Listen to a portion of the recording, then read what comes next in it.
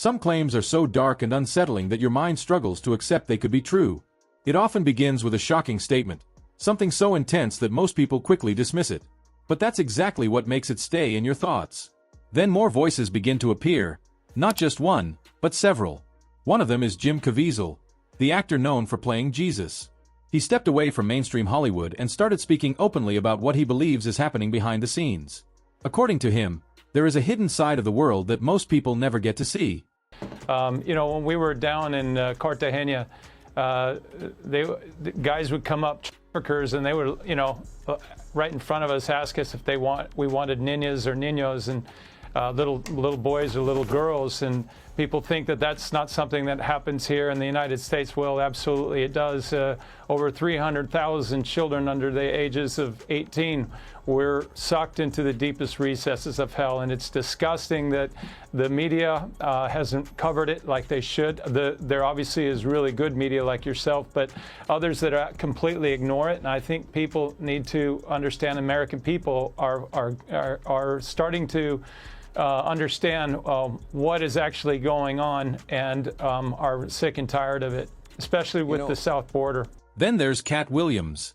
4 years, he has been warning people that something wasn't right behind the shiny image of Hollywood. He says it's nothing like what people think it is. According to him, it wasn't just a few bad individuals.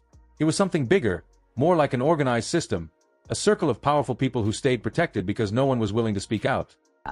One world people exist because it's a very powerful concept to have, and far too lucrative and beneficial to not be attempted.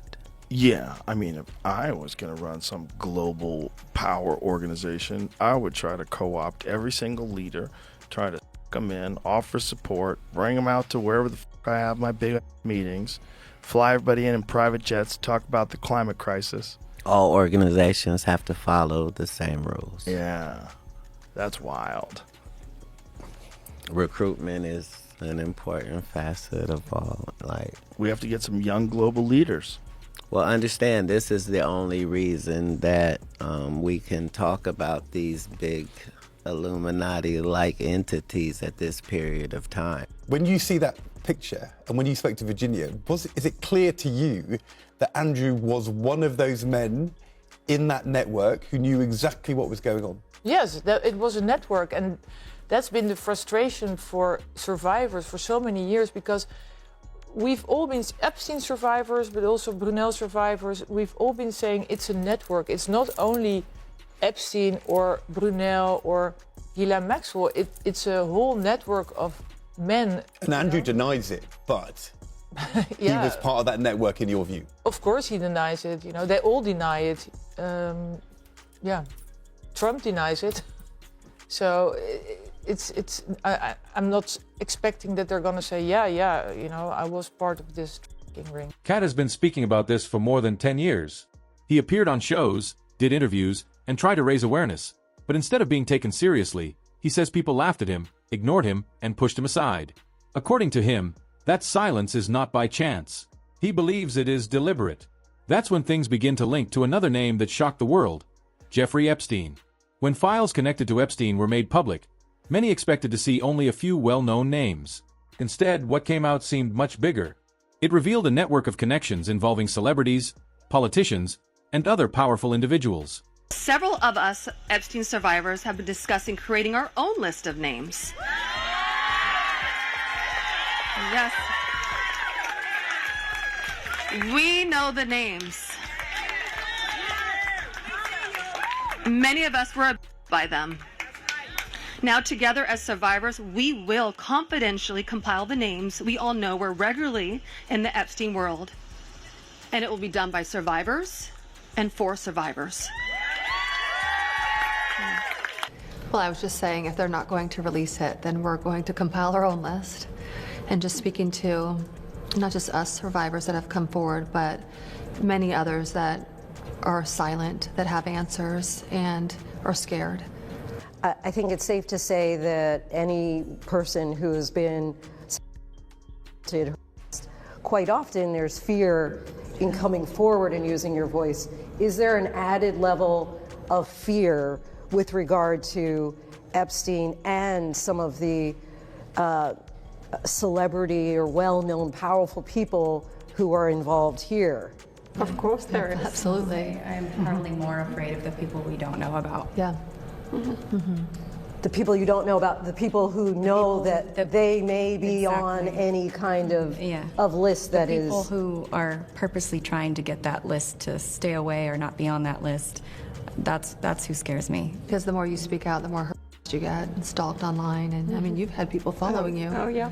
And this is the point where some claims start bringing up names like Oprah Winfrey and Ellen DeGeneres. It's important to remember that being mentioned in documents or having social connections does not prove any wrongdoing, but the discussion around them often looks at patterns. People ask who knew whom, who supported whom, and who gave a platform to certain individuals. For example, Oprah was known for introducing her audience to powerful and influential figures, some of whom were later exposed for serious crimes. Oprah's former faith healer, known as John the God, was sentenced to an additional 99 years.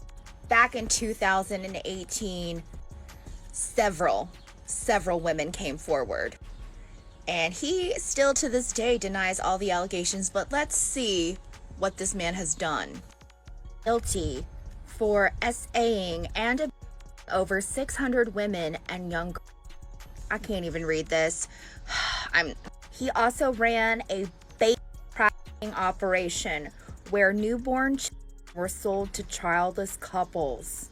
It is reported that these girls were held captive in Brazilian farms where they were forced to produce babies before being unalived after 10 years of giving birth. An activist said there were women from Europe, the USA, and Australia who bought Brazilian babies for as much as $50,000. I get goosey bumps, and not the good kind of goosebump chills when I read things like that, because a lot of the comments under the section on Twitter are saying, she knew. She knew.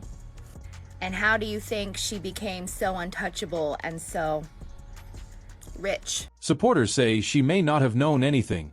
Critics, however, believe the connections bring up serious questions. And that's where the story starts to build tension. According to voices like Caviezel, it's not about just one person. He describes it as a larger structure, almost like an octopus with many arms, reaching into Hollywood, politics, and business. Then comes the most unsettling idea of all, the reason why people stay silent. The belief is that once someone gets too close to that circle, they can't easily walk away. They become trapped, not always through force, but through fear, secrets, and information that could ruin their careers, damage their reputation, or even put their lives at risk. This is what many believe is happening with people connected to Epstein today. I basically argue that Epstein was part of this transnational network that's also really transgenerational, that was created through basically this fusion of organized crime interests and intelligence agencies going back to the 1940s. And this, of course, would predate the existence of the state of Israel, which wasn't created until 1948. And these networks had already essentially come together by that point in time. And, I essentially argue that there's a significant amount of CIA ties, US intelligence ties as well in this network, and that, they're transnational in scope. And a lot of the organized crime network that's affiliated with this spans, has a lot of interests in both the U.S. and Israel, but also, has expanded through partnerships, for example, between people like Robert Maxwell and Simeon Mogilevich to Eastern Europe, Russia, and beyond. And I think a lot of the stuff, for example, that sort of percolated up what was true about the stuff people were trying to go after Trump for in Russiagate was really more related to this specific organized crime network, but you can't go deep enough to prosecute anything without coming up with ties to powerful people in Israel and also the U.S. And it's ultimately, affects, at least as it relates to the U.S., both parties very significantly. Yeah. And I talked a lot about in my book about this particular network of oligarchs based in the U.S., that have been referred to by the Wall Street Journal as either the study group and the mega group, and how they seem to have a lot of influence over what Epstein was doing, and also, the governments of of both countries, and pretty much most of the known members or earliest members of that group, including, Leslie Wexner and Charles and Edgar Bronfman, have historic, if not continuing ties to organized crime. So I basically make a much bigger case than saying Epstein was Mossad, for example. I think just saying Epstein was Israel is kind of reductive. The focus then moves to people who are said to have gotten too close. One name that often comes up is Enhechi, who once had a relationship with Ellen DeGeneres. Later in her life, she was believed to be working on projects connected to serious issues involving exploitation, which some people think could have pointed back to Ellen. But before she had the chance to fully share her side, she died in a tragic car crash. What makes it more shocking is that some people close to and believe the crash was not just an accident. They feel that something had been building for a long time, well before that day. Okay, Jimmy Fallon. There's finger pointing at Jimmy Fallon. I have no idea. I don't think he did anything. That's not what I'm saying, but she's finger pointed at Jimmy Fallon. I don't know if he said something to her or warned her, or if he needs to be warned. I don't know what this means. Anne died as a result of an undercurrent and a paranoia that she was aware that she was going to pass. That is why she was fleeing the scene. So in her mind, somebody was actually getting ready to harm her or to hurt her. And this is what she thought. This is what she thought. Sorry. It's what she thought, because that's why she was speeding through the streets. And I wasn't on fire. Okay. So I'm just going to go out on a limb here and I'm going to say something crazy. She wasn't on fire. Yes, I know the entire police department, LAPD, fire department, paramedics say she was. I understand what I sound like. I wasn't on fire. I'm sorry, I gotta say it. I feel like she tried to put her foot on the brake and it went on the gas. Okay, so there was confusion about that. Like, I'm slamming my foot into the car, like trying to brake it. And not brake the car, but put the brakes on, and it's not working. It's only speeding up. And when I hit the building, I'm not really there. So I don't know if she got out and they found her. I don't know how it would be after you hit and then things burst into flame, but I'm not really there is what she's saying. So for some reason, she's not connecting with the hit of the car. Like, she probably bounced out of her body, truth be told, to that. And she is saying she does not like the term mental illness. This was not a suicide, and she was not high on at the time that she passed. Now, to be clear, these are only claims, not proven facts. This is simply what some witnesses and people close to her have shared. But when you look at these claims alongside everything already discussed, it begins to feel less like one isolated event and more like part of a pattern. Think about it. When Jeffrey Epstein died while in custody, the public was told it was a failure of the system. The cameras were not working. The guards were not paying attention. Too many things seemed to go wrong all at once. You've certainly seen this by now. It's obviously, as Wired has said, spliced together. It's missing a second, and now people are actually saying we're in 3 seconds. 3 minutes. 3 minutes, I'm sorry. And they tried to explain away 1 minute as like a nightly systems reboot, but then there's apparently 2 other minutes. I should add, I've not double-checked the digital forensics on this myself. One thing, given my background, the government alleges I'm a hacker with Anonymous and that I single-handedly orchestrated one of the largest cyber attacks the government had ever seen. So I just have to say I've not double-checked the digital forensics on this. So I'm going off of what Wired wrote. Yeah. To my understanding, there's no meaningful contradiction. Like, no one's come forward with an alternative theory or whatever. But I can't personally vouch for the digital forensics on the files. But I mean, that's a view from another tier. And so the tiers are stacked like one on top of another, and they're in different like arms being off from the main area in the shoe. And you can see the officers station there from visible from that tier.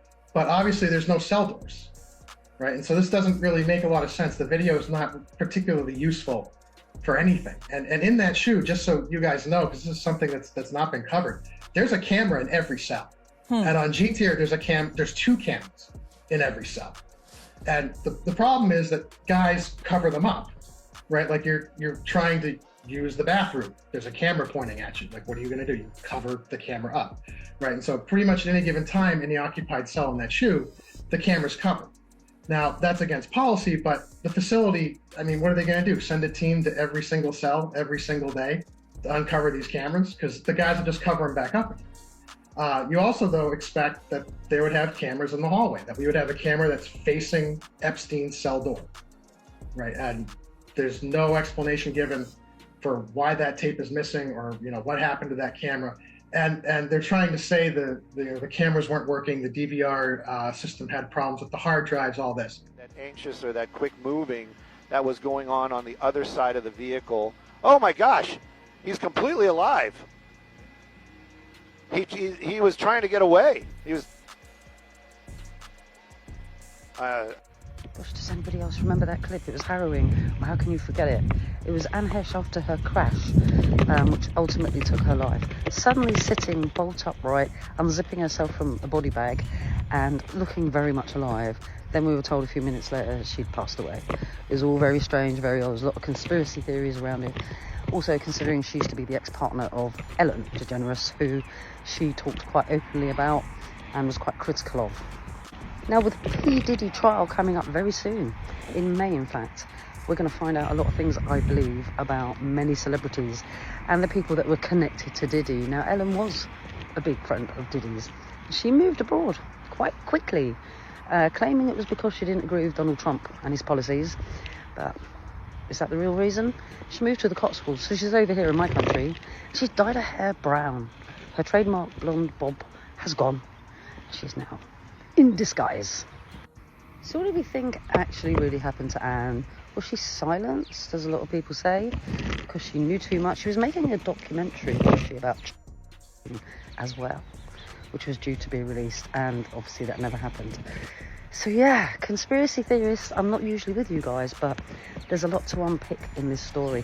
Get in my comments and tell me what you think about everything. And for many people, that brings up a much bigger question. Do powerful individuals ever truly face consequences? Or do certain problems simply get buried and forgotten? That question sits at the heart of everything. Because Anne was said to be working on a documentary titled Children of the Machine, a project focused on exposing serious issues linked to exploitation. According to some sources, that work did not end with her passing. Her death, many believe, was as suspicious as it was shocking. He told us was that the CIA can intercept anything from anyone, number one. Number two, they can remotely take control of your car through the car's embedded computer. To do what? To make you drive off a bridge, into a tree, to make you yourself and make it look like an accident. And this morning we have some sad news about actress Anne Heche. She is in a coma after a car crash a week ago. And her family said last night she is not expected to survive. Did she appear in any way inebriated or impaired? She did not. She wasn't slurring her words.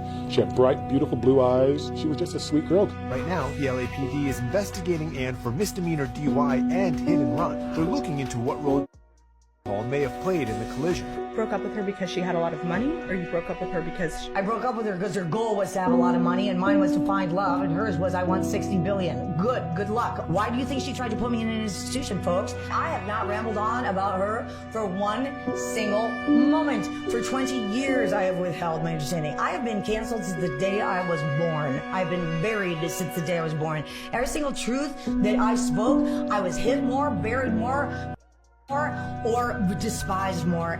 Because you're gonna have her weary, and all right. Ella, we go so far back. You don't tell these people how far back we go. I know, but I wear T-shirts. I don't know what that means. Anyway, all right, let's. I mean, you hold that. Okay. All right. I can visitate you too if you jumped in and work. No, it's okay. I don't want no problems. No, it's okay. Hey, so cheers.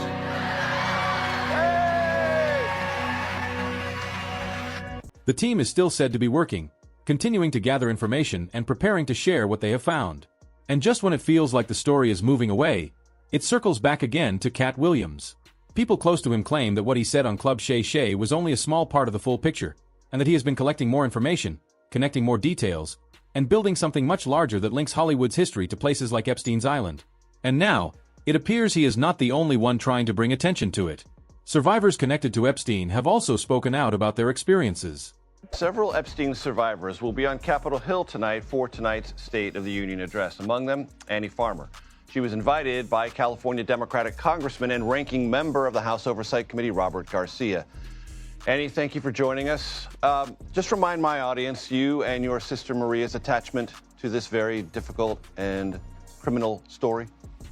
Sure, and thanks for having me, Major. So my sister, Maria Farmer, was really the first whistleblower in this case. She reported Epstein, Maxwell, and others in this circle of power in 1996 after she was harmed on Les Wexner's property, and she also reported my own at Zora Ranch. And so, part of why I'm here is to remind people just how far back this goes and how long there's been corruption in this case. You mentioned Les Wexner. He had a deposition, and he said to those who asked him questions, he was never interviewed by the FBI. How does that strike you? Yeah, it was really disturbing to hear that, just because we know how central of a role he played in the financing of Epstein. People have long said an important piece of uncovering how this operation worked was following the money. And we know a large part of that money leads right back to Les Wexner. And so to think that despite my sister's, very clear description of not only how she was attacked on that property, but also how Wexner's security team threatened her and tried to stop her from leaving. And then we also know Virginia Roberts Giuffre's, talking under oath in a deposition about how he harmed her. And so the fact that the FBI never interviewed him after all of that is very alarming. And that raises a much bigger question for many people. Why are some victims allegedly being silenced? And why do there appear to be cases of sudden and unexplained deaths? Some believe it could be because certain stories come too close to sensitive truths. This becomes even more interesting to some observers when placed alongside recent developments connected to the broader Epstein files. Melania Trump, the president's wife, recently approached the podium at the White House during what seemed like a routine appearance. Reporters were expecting a normal statement, likely focused on general national or global matters. But as she began speaking, things immediately took a different direction. The lies linking me with the disgraceful Jeffrey Epstein need to end today. The individuals lying about me are devoid of ethical standards, humility, and respect. I do not object to their ignorance, but rather I reject their mean-spirited attempts to defame my reputation. I never been friends with Epstein. Donald and I were invited to the same parties as Epstein from time to time, since overlapping in social circles is common in New York City and Palm Beach. To be clear, I never had a relationship with Epstein or his accomplice, Maxwell.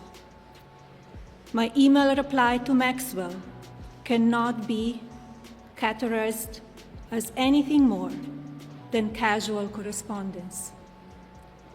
My polite reply to her email doesn't amount to anything more than a trivial note.